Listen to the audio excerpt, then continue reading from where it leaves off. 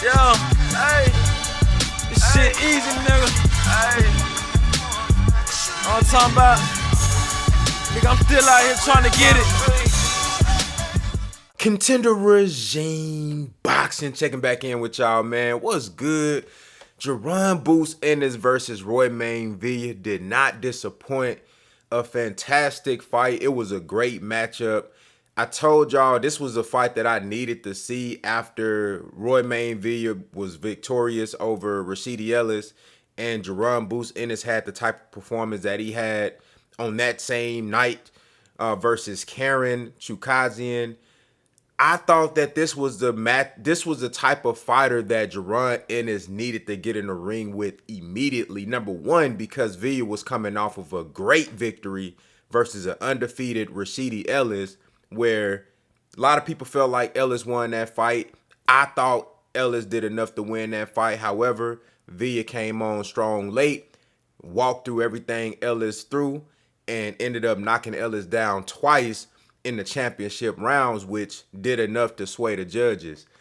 And Jaron Ennis didn't look, particularly great in his last fight because he had a guy who was constantly moving, using more lateral movement and, a lot more mobility than the fans would like to see, because the dude didn't come to bring no offense or nothing. And Jaron Ennis, of course, trying to put on a show. This is his first time on pay-per-view. Trying to put on a show, and went for the knockout. Was not able to get the knockout. Was not able to cut the ring off. And it didn't make Ennis look great. And I thought that Roiman Villa, being a big guy with power, tough, a great chin, was gonna come forward all night until he put enough mental pressure on you to where you break, and he can get you on the ropes and land those shots. And it's a style match made in heaven if you want to see action, if you want to see Boots get back to his knockout ways, if you want to see if Roiman Villa got the power to do what he did versus Rashidi Ellis versus Boots. And here we have it. The fight played out exactly how I expected it to play out.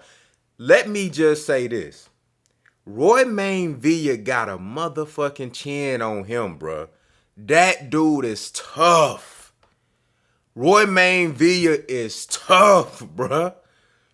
Dude tough as nails. I'm talking about he eating big shots, and not just one or two at a time. Big combinations, and was still strong all the way through 10 rounds. And another thing is Jaron Ennis himself showed that he got a good chin, because Roiman Villa really got real power. 26 wins, 24 victories by knockout. And this dude, we saw in the Rashidi Ellis, even in the late rounds, he still has power.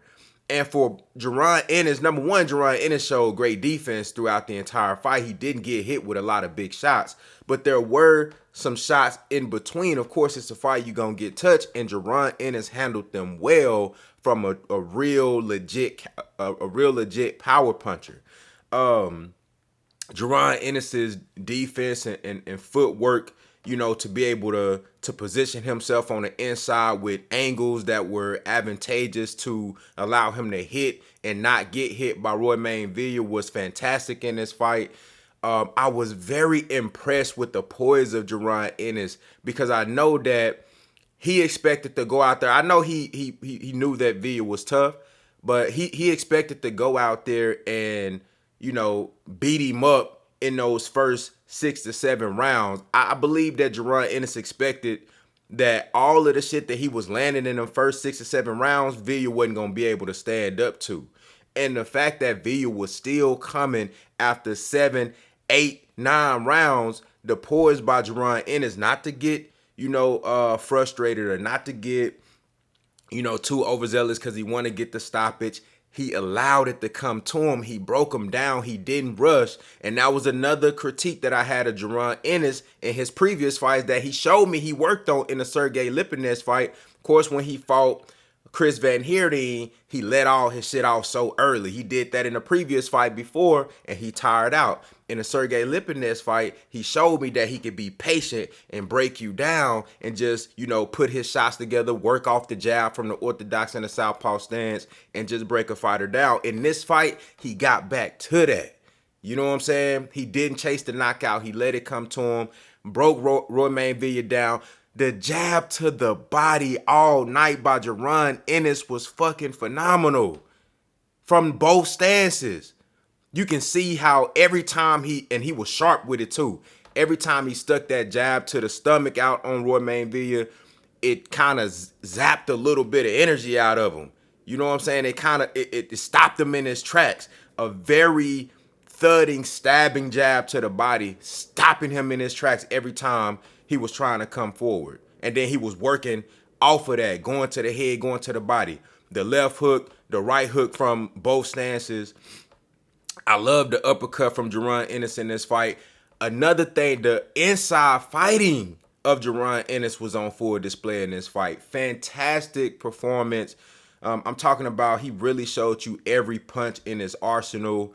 JARON Ennis is an incredible fighter. Ended up stopping Roiman Villa in the 10th round. He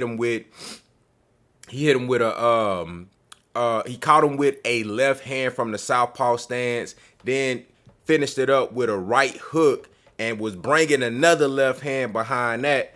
But at that point, it was already over with. Villa hit the ground, hit the ground in dramatic fashion. You could tell that he was hurt bad and down and out. The ref stopped the fight, man, and JARON Ennis is victorious in a superb performance.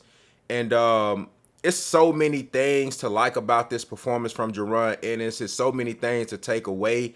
A few things is that he finally fought somebody who had the size and the power to test him and make him fight throughout the entire fight. Roiman Villa really didn't allow JARON Ennis to get comfortable as far as just being able to just tee off on him. He always pushed forward and made JARON Ennis give angles, made him, place his shots perfectly in order to keep Villa from just walking through everything. And JARON Ennis just didn't disappoint, man. Great performance. I'm excited to see him versus Stanionis. I feel bad for Stanionis because he keep getting, he keep having that Virgil Ortiz fight set up for him, but it's not going through.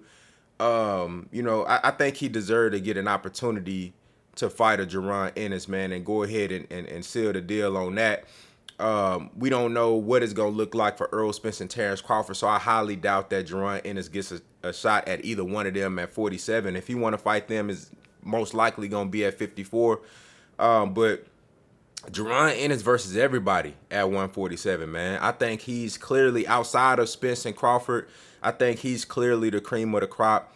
That dude got it all, man. And this was a perfect matchup for JARON Ennis for us to get him back in that mode of fantastic performances. I still want to see him be able to walk down a guy who moves laterally and cut the ring off. So I think he'll continue to work on that, but that's really the only aspect of his game that I can say that we have any type of question about. Everything else is sharp defense, sharp offense, sharp combination punching, sharp jab, sharp.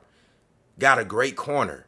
You know what I'm saying? So y'all let me know what y'all think down in the comments. What did y'all think about the performance? And what do you think is next for JARON Ennis? Contender regime boxing. I'll holla at y'all boys, man.